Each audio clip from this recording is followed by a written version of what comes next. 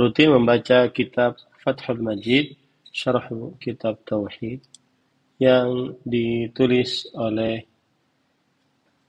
Fadilatul Syekh Al-Allamah Abdurrahman bin Hasan Al-Syekh rahimahullahu ta'ala.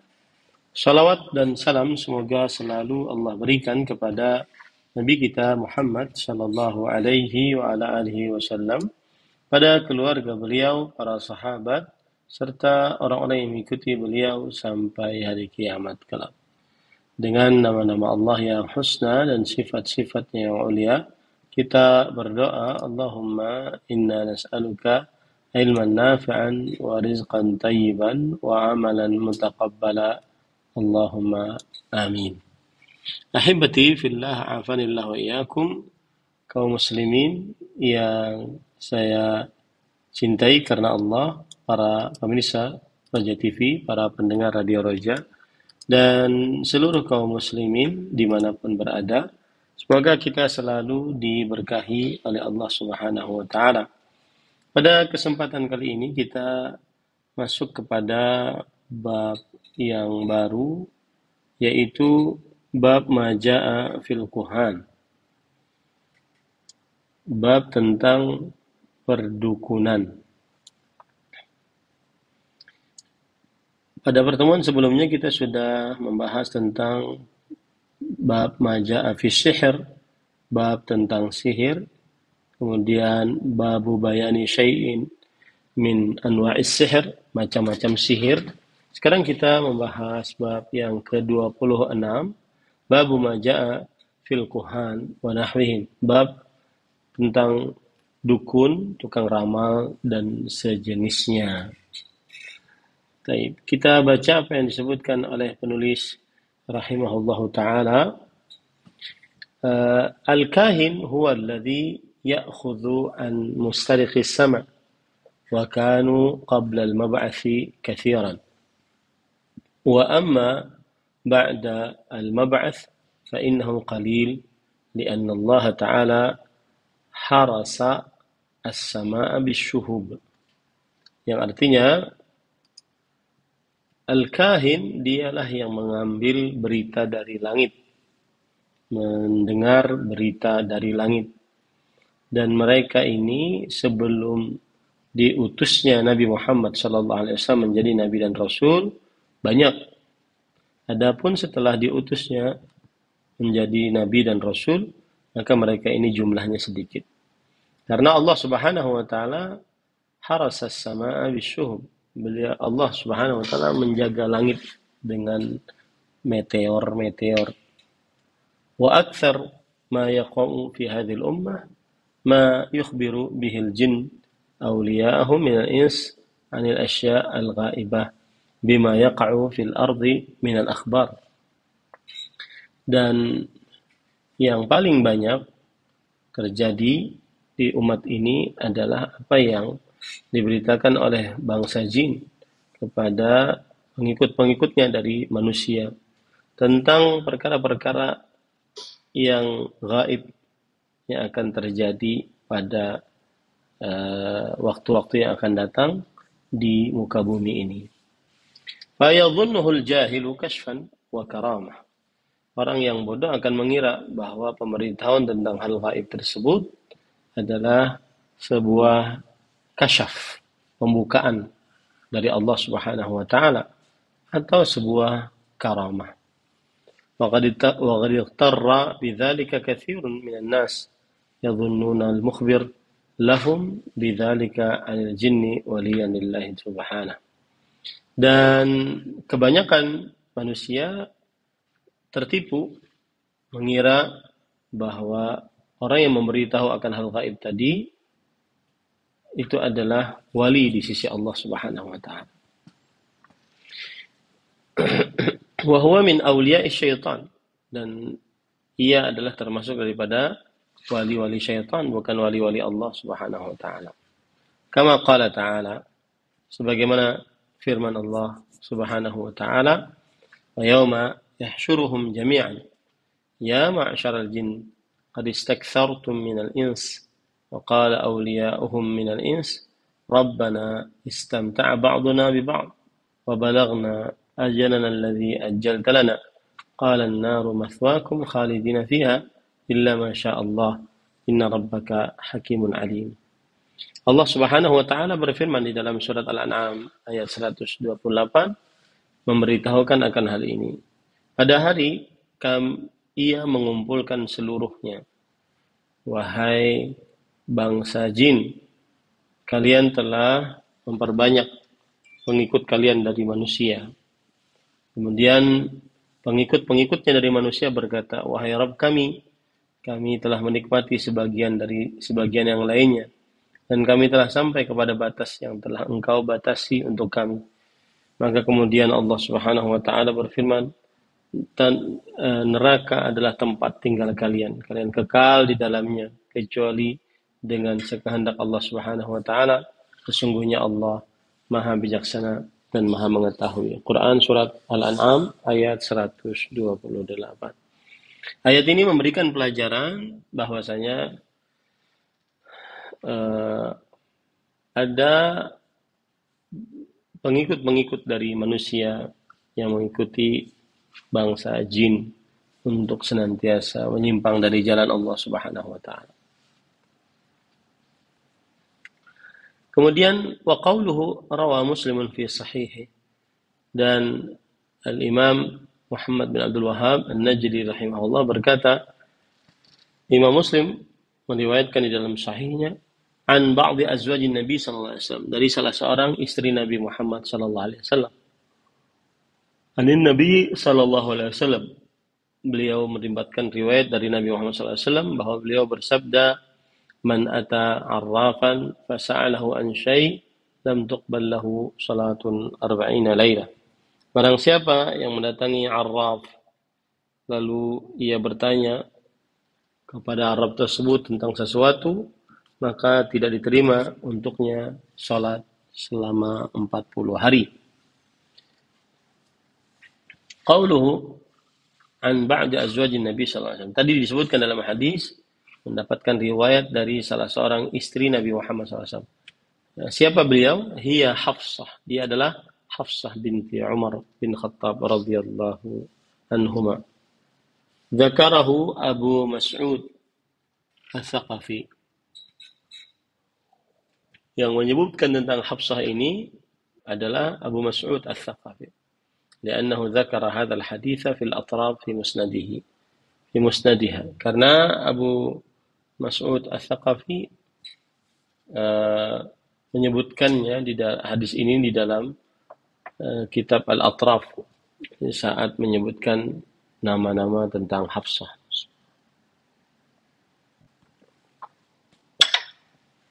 Jadi salah seorang istri Nabi tadi maksudnya adalah Hafsah. Qauluhu man ata 'arrafan, sayati bayanu al-'arrafi insyaallah taala. Barang siapa yang mendatangi arraf, akan dijelaskan tentang arraf siapa beliau.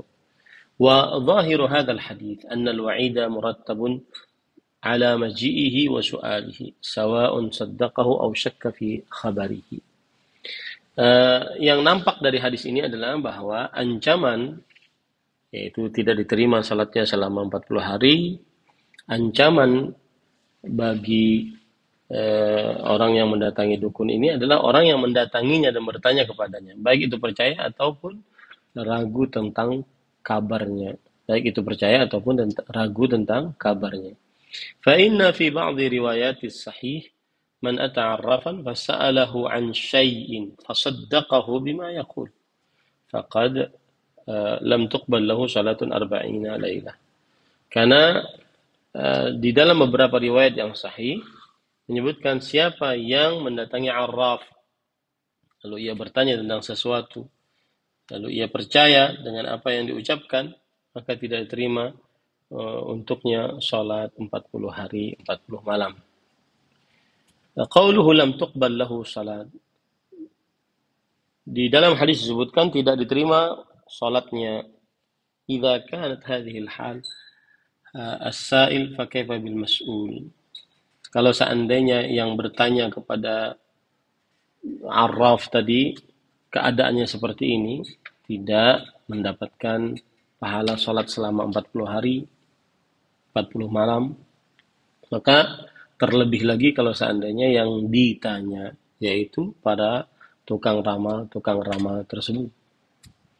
Terlebih lagi siksanya seperti itu. Wa qala an-Nawawi wa ghairuhu ma'nahu annahu la thawaba lahu fiha. Dan Imam Nawawi rahimahullah dan selainnya mengatakan bahwa makna tidak diterima salatnya adalah tidak memiliki pahala untuknya di dalamnya. Ya, wa in kanat mujiziyah bi suqutil fardhi anhu. Meskipun sah, gugur kewajiban, wala budda min hadha ta'wil fi hadha al-hadith. Dan wajib untuk menafsiri yang demikian di dalam hadis ini. Fa innal ulama muttafiquna ala annahu la yalzam man atal arrafa i'adata salatin 40 lailah. Karena para ulama bersepakat bahwa tidak wajib bagi siapa yang mendatangi arraf, tukang ramal, untuk mengulangi kedatangannya. Untuk mengulangi sholatnya maksud saya sebanyak 40 hari mulakhasan. Jadi intinya yang mendatangi tukang ramal tidak diterima sholatnya selama 40 hari. Tidak diterima di sini maksudnya adalah tidak ada pahala atasnya meskipun gugur kewajibannya. Jadi tidak bisa diulang. Ya, tidak bisa diqadha karena memang tidak ada pahalanya.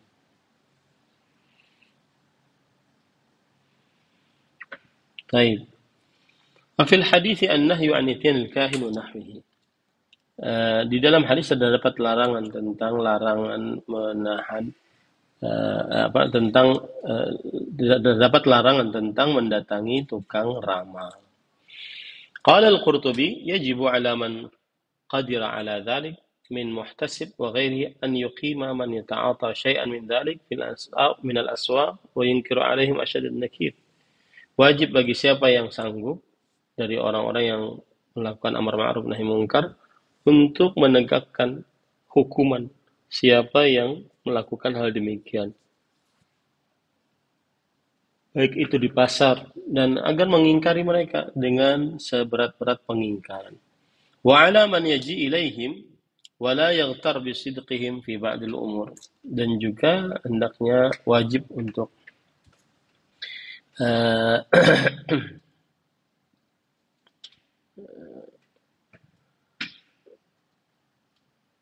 untuk mengingkari orang yang datang kepada mereka. Jadi kaum muslimin yang mendatangi tukang ramal ini juga diingkari, bukan hanya yang meramalnya saja.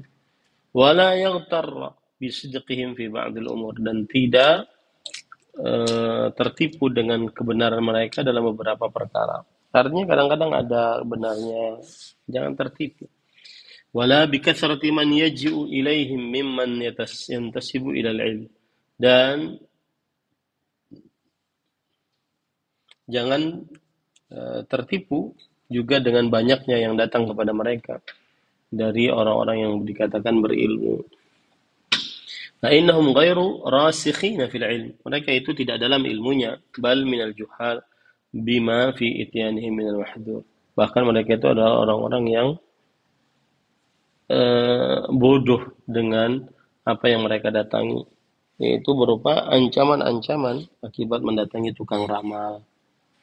Nah, qala wa an Abi Hurairah radhiyallahu anhu anin Nabi sallallahu alaihi wasallam. Jadi kalau kita bisa ringkas dalil yang pertama,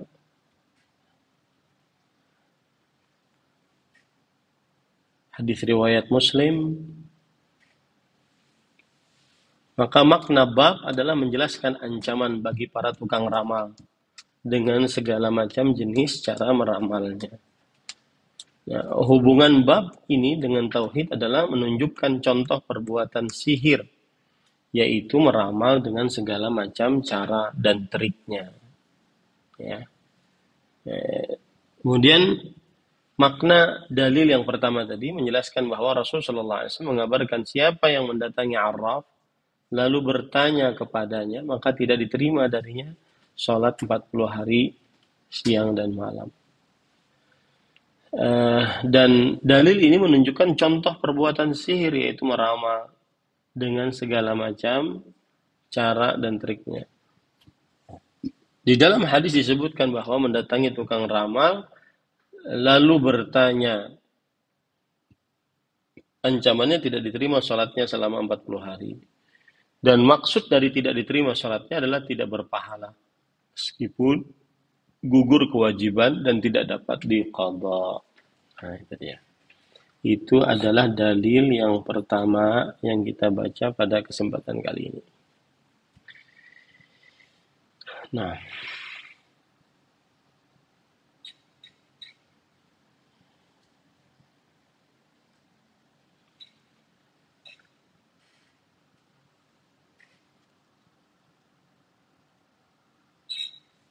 qala wa an Abi Hurairah radhiyallahu anhu anin Nabi sallallahu alaihi wasallam qala man ata kahinan fasaddaqahu bima yaqul faqad kafara bima unzila ala Muhammad rawahu Abu Dawud. Kemudian penulis Al-Imam Muhammad bin Abdul Wahhab An-Najdi rahimahullah membawakan dalil yang kedua, yaitu dari Abu Hurairah radhiyallahu anhu, beliau bersabda, Nabi Muhammad SAW bersabda, barang siapa yang mendatangi keutamaannya, mendatangi kahinan maksudnya, barang siapa mendatangi tukang ramal, lalu dia percaya dengan apa yang diucapkan, maka sungguh ia telah kafir dengan apa yang turunkan kepada Nabi Muhammad Sallallahu Alaihi Wasallam. Hadis riwayat Imam Abu Dawud. Di dalam riwayat Abu Dawud juga, barang siapa yang mendatangi istrinya dalam keadaan haid atau mendatangi istrinya di dalam duburnya, faqad bari'a mimma unzila ala Muhammad SAW. Maka sungguh dia telah berlepas diri dari apa yang diturunkan kepada Nabi Muhammad sallallahu alaihi wasallam. Fa naqilu hadzal hadits min as-sunan hadafa minhu wa hadhihi al-jumlah iqtasara ala ma yunasibu at-tarjamah.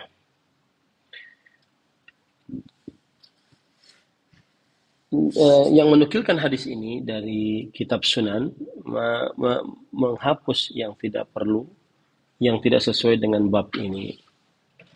Kemudian di dalam matan kitab tauhid disebutkan walil arba'ati wal hakim wa qala sahihun ala syartihima an Abi Hurairah, bahwa hadis ini diriwayatkan oleh imam yang empat, Abu Dawud, Tirmidzi, Nasa'i, Ibnu Majah, dan juga Imam Hakim. Kemudian Imam Hakim berkata hadis ini sahih berdasarkan syarat dari Imam Bukhari dan Imam Muslim, yaitu barang siapa yang mendatangi arraf atau kahin, maka lalu ia percaya dengan apa yang diucapkan, maka sungguh ia telah kafir dengan apa yang diturunkan kepada Nabi Muhammad sallallahu alaihi wa ala alihi wasallam. Baik. هكذا بيض المصنف لاسم الراوي وقد رواه أحمد والبيهقي والحاكم عن أبي هريرة رضي الله عنه. قوله من أتى كاهنا, disebutkan dalam hadis siapa yang mendatangi kahin. Qala ba'dhum la ta'arudha baina hadha wa baina hadithi man ata 'arrafan. Tidak ada pertentangan antara barang siapa yang mendatangi kahin, siapa yang mendatangi arraf, tidak ada. Fasa'alahu an syai' lam tuqbalhu 40 lailah. Lalu ia bertanya tentang sesuatu tidak terima darinya salat 40 hari 40 malam. Wa hadha ala qawli man yaqul huwa kufrun duna kufr. Ini adalah pendapat yang mengatakan bahwa mendatangi tukang ramal adalah kekufuran, di bawah kekufuran. Amma ala man yaqulu bi dhahiril hadits fa yus'alu an wajhil jama' bainal haditsain. Adapun yang mengucapkan bahwa berarti dia keluar dari hadis, artinya secara hadis kita pahami seperti itu, maka ditanyakan bagaimana cara menggabungkan dua hadis tersebut. Jadi hadis yang pertama yaitu yang percaya maka sungguh dia telah kafir dengan apa yang turun kepada Nabi Muhammad SAW. Yang tidak percaya maka berarti dia tidak diterima salatnya 40 hari 40 malam. Wa zahirul hadis annahu yakfur mata i'taqada sidquhu bi ayyi wajhin kan. Dan yang nampak dari hadis adalah bahwa orang yang percaya kepada dukun, dia kafir. Kapan dia percaya? Dari sisi manapun. Wa kana ghalibul kuhan qabla an-nubuwah innama kanu ya'khuduna 'ani syayatin. Dan kebanyakan para tukang ramal sebelum kenabian, sebelum datangnya Nabi Muhammad SAW, maka mereka mengambil berita-berita bohong tersebut dari para syaitan. Baik. Faqad kafara bima unzila ala Muhammad. Disebutkan dalam hadis, sungguh ia telah kafir dengan apa yang diturunkan kepada Nabi Muhammad SAW. Qala al-Qurtubi, al-muradu bil munazzal al-kitab was sunnah. Yang dimaksudkan dengan apa yang diturunkan adalah Al-Quran dan hadis Rasul SAW. Wa halil kufur fi hadzal mawdi' kufrun duna kufr? Apakah kekufuran yang disebutkan di dalam keadaan ini adalah kufurun asghar, fala yanqulu anil millah, tidak mengeluarkan dari agama Islam, am yutawaqqafu fihi, atau kita berdiam saja tidak berpendapat. Fala yuqal yakhruju anil millah wala yuqal la yakhruj. Tidak dikatakan dia keluar, tidak dikatakan juga dia tidak keluar. Wa huwa asyharur riwayatain an Ahmad rahimahullah. Dan ini adalah dua riwayat yang paling masyhur di tengah Imam Ahmad. Nah, intinya para ikhwan yang dirahmati oleh Allah Subhanahu wa taala, siapa yang percaya dengan apa yang dikatakan oleh oleh tukang ramal, maka dia berarti keluar dari agama Islam. Adapun yang tidak percaya tapi dia sudah bertanya, maka dia tidak terima salatnya 40 hari 40 malam. Nah,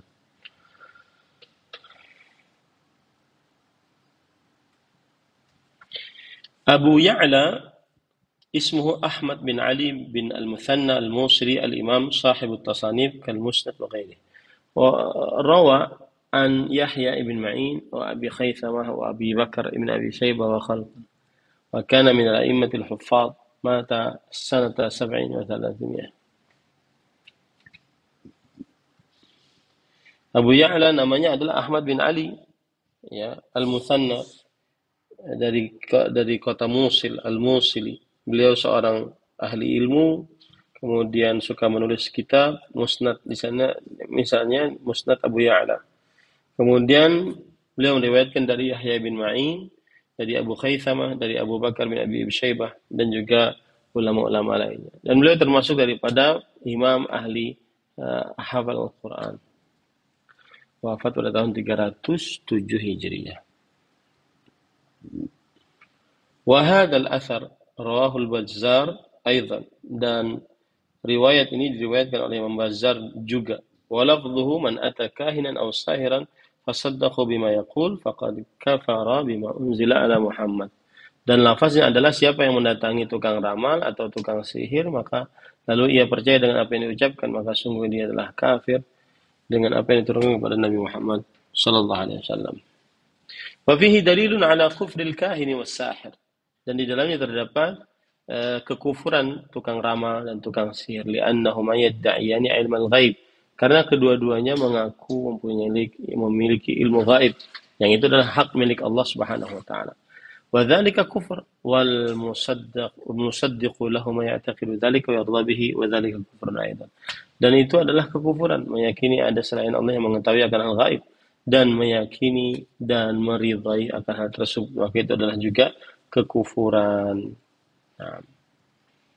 Nah, ini dulu yang bisa disampaikan para pemirsa Raja TV, para pendengar Radio Raja. Mohon maaf jika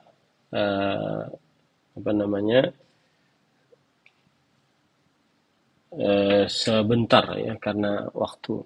Nah, silahkan jika ada pertanyaan, cukup 5 menit saja. Nah. Ustaz Barakallahu Fikum, terima kasih atas materi dan bimbingannya. Silahkan bagi Anda yang bertanya seputar pembahasan ini, kami tunggu pertanyaannya di 0218236543. Telepon yang pertama, halo. Silahkan. Dengan siapa, di mana ini? Halo. Atau pesan singkat di 0819896543 bagi Anda yang bertanya seputar pembahasan. Halo. Kami bacakan dari pesan singkat. Assalamualaikum warahmatullahi wabarakatuh. Dari hamba Allah. Ustadz, kami pedagang di pasar, biasa bersaing. Akan tetapi persaingan sekarang ini kelihatan tidak sehat. Karena ada pedagang yang lain yang iri kemudian menanam seperti bunga dan lain sebagainya di tanah atau di depan warung saya. Apa yang harus saya kerjakan? Karena orang tua saya takut ini akan berdampak pada penjualan dan nyawa kita. Apakah hal-hal seperti itu bisa mempengaruhi dagangan kami dan jiwa kami? Ustaz, silakan. Bismillah, alhamdulillah, wassalatu wassalamu ala rasulillah wa ala alihi wa sahbihi wa man wala amma ba'd. Semua praktik sihir bisa saja memberikan pengaruh buruk kepada orang yang diniatkan untuk disihir. Akan tetapi seorang muslim, dia senantiasa membentengi dirinya dengan benteng-benteng yang sudah disyariatkan dalam agama Islam. Kemudian dia juga bertawakal kepada Allah Subhanahu wa taala dengan cara menyerahkan hati dan raganya kepada Allah Subhanahu wa taala. Wa man yatawakkal 'ala Allah fahuwa hasbuh. Barang siapa yang bertawakal kepada Allah Subhanahu wa taala, maka Allah akan menjadi pencukupnya. Ya. Kemudian dia mengerjakan hal-hal yang bisa membentengi dirinya, di antaranya dia membaca surat Al-Baqarah, ya. Kemudian dia membaca 2 ayat terakhir dari surat Al-Baqarah di malam hari, kemudian membaca surat Al-Ikhlas, Al-Falaq, An-Nas, karena Rasulullah SAW bersabda, "Iqra'u surat Al-Baqarah fa inna akhdaha barakah wa tarkaha hasrah wa la tastati'uha al-batarah." Bacalah surat Al-Baqarah, sesungguhnya membacanya adalah berkah dan meninggalkannya adalah kerugian, dan tidak ada dari tukang sihir yang sanggup untuk melawannya. Kemudian Rasulullah SAW juga bersabda, "Man qara'a bil ayataini min fi lailah min akhir surat Al-Baqarah kafata." Barang siapa yang membaca 2 ayat terakhir dari surat Al-Baqarah pada suatu malam, maka 2 ayat tersebut akan mencukupinya. 2 ayat tersebut akan mencukupinya. Wallahu a'lam. Nah. Terima kasih atas jawabannya. Kembali kami berikan kesempatan untuk Anda yang bertanya. Silakan untuk kali ini Anda yang menghubungi kami via telepon. Halo. Belum terhubung. Atau Anda bisa mengirimkan pesan singkat di 0819896543. Pertanyaan selanjutnya dari hamba Allah yang bertanya, Assalamualaikum warahmatullahi wabarakatuh, Ustaz. Waalaikumsalam. Manakah hukumnya kita mengantarkan orang tua kepada orang pintar dengan alasan orang tersebut mampu memberikan solusi untuk perdagangan kita agar mendapatkan langganan yang banyak dan laris? Mohon diberikan nasihat. Silakan, Ustaz. Bismillah, alhamdulillah, wassalatu wassalamu ala rasulillah wa ala alihi wa sahbihi wa man wala amma ba'd. Apa yang dimaksud dengan orang pintar dahulu? Terlebih dahulu. Kalau seandainya yang dimaksud dengan orang pintar adalah orang berilmu, memberikan amalan-amalan ilmu yang berdasarkan Al-Quran dan hadis tentang lancarnya rezeki, tentang tercukupinya ekonomi, terlunaskannya hutang, maka pada saat itu boleh saja. Tapi kalau seandainya yang dimaksud orang pintar adalah orang yang mempunyai kekuatan gaib, berhubungan dengan jin, kemudian diberikan hal-hal yang berkaitan dengan perdukunan atau sihir agar senantiasa bisa ekonomi lancar, maka ini diharamkan. Dan anak tidak boleh mengantarkan kepada orang tersebut jika orang tua meminta. Karena wa ta'awanu 'alal birri wat taqwa wa la ta'awanu 'alal itsmi wal 'udwan. Saling tolong menolonglah dalam kebaikan dan ketakwaan, dan janganlah saling tolong menolong dalam dosa dan permusuhan. Wallahu a'lam. Pertanyaan selanjutnya kami bacakan dari pesan singkat dari hamba Allah. Assalamualaikum Ustaz, izin bertanya. Air pusat, air tebu ditulis di kertas, terus dimasukin di sebuah minuman untuk kita minum, termasuk praktek dukun atau tidak, Ustaz? Seperti ini, silahkan. Bismillah, alhamdulillah, wassalatu wassalamu ala rasulillah. Praktek-praktek dukun itu bisa dikenal dengan cara menghinakan Al-Quran ataupun menghinakan syiar-syiar Islam. dan memakai sesuatu yang tidak ada dasarnya dari Al-Quran atau hadis Rasul Sallallahu Alaihi Wasallam. Seperti menulis raja-raja, huruf-huruf terputus, angka-angka, ataupun lambang-lambang tertentu dengan tujuan membentengi diri. Maka ini adalah praktek sihir, atau lebih tepatnya praktek dukun. Karena bedanya sihir dan dukun, sihir itu adalah ikatan yang dijampi-jampi atau tulisan-tulisan raja untuk memberikan pengaruh buruk kepada orang yang disihir. Adapun perdukunan adalah mengobati orang yang sedang sakit. Jadi sihir lebih kepada memberikan pengaruh buruk, sedangkan dukun lebih condong kepada pengobatan. Wallahu a'lam. Nah. Terima kasih atas jawabannya. Selanjutnya di 0218236543. Halo, silakan. Assalamualaikum. Waalaikumsalam warahmatullahi wabarakatuh. Bapak dengan siapa di mana ini? Kita kalau Kak Trenggalek. Silakan Bapak pertanyaannya. Begini Ustaz, ya. Dulu pada tahun 1965 Ustaz, saya waktu itu ya, setelah menjelang, kalau tidak salah itu menjelang peristiwa 65. Ya, itu ada dari kalangan santri itu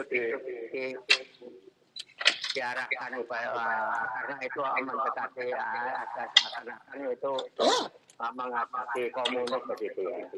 Nah, kemudian pemuda waktu itu diajak ke rumah kiai untuk mendatangi dia. Kemudian oleh kiai istilahnya digembleng. Kemudian di situ entah apa tangan itu diusap dengan minyak itu, kemudian dicoba dipukul dengan yang ternyata tidak mempan. Ya, intinya diberikan amalan untuk kekebalan ya Pak ya. Apakah termasuk perbuatan syirik atau tidak seperti itu ya?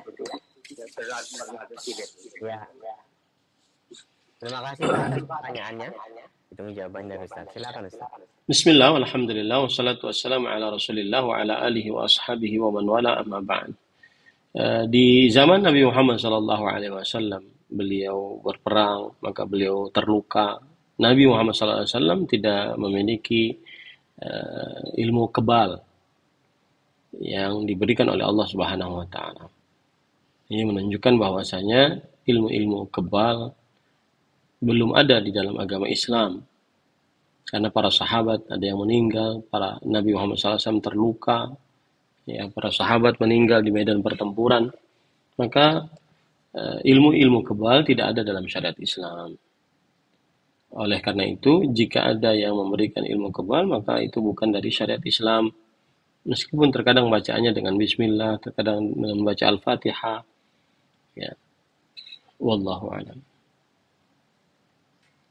Barakallahu fikum. Terima kasih atas jawaban dan nasihatnya. Kami berikan kesempatan kembali. Silakan untuk terakhir di 0218236543. Halo. Assalamualaikum warahmatullahi wabarakatuh. Waalaikumsalam warahmatullahi wabarakatuh. Ibu, dengan siapa di mana? Dengan hamba Allah di Lampung. Silakan Ibu pertanyaannya. Maaf, saya agak menyimpang pertanyaannya dari judul yang ini siapkan. Saya ingin bertanya, apakah boleh saya udah berumur merubah nama saya? Karena waktu itu orang tua saya memberikan nama saya yang saya rasa tidak kuat saya menjalaninya, karena di ujungnya itu nar. Karena saya kalau melihat di Al-Quran itu, nar itu adalah neraka. Jadi saya udah berusaha menyadari apa-apa yang saya lakukan itu dan berusaha berbuat yang terbaik. Namun saya kadang-kadang hujan itu bertubi-tubi untuk saya. Oh, jadi Ibu ingin, maksudnya ingin mengganti nama karena berat namanya Bu ya? Iya, karena Iya. ujungnya itu nar. Iya. Jadi saya boleh apa tidak Pak Ustaz? Iya, Umur baik. saya sudah 56 tahun. Baik Ibu, terima kasih atas pertanyaannya. Silakan Ustaz. Assalamualaikum warahmatullahi wabarakatuh. Waalaikumsalam warahmatullahi wabarakatuh. Bismillah walhamdulillah wassalatu wassalamu ala rasulillah wa ala alihi wa sahbihi wa man wala amma ba'd.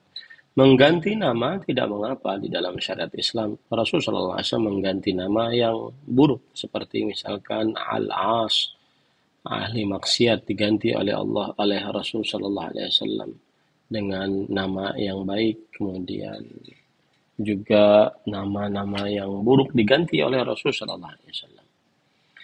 Maka tidak mengapa mengganti nama yang buruk. Akan tetapi kalau seandainya di belakangnya nar, ini kita tidak tahu apa di depannya gitu ya.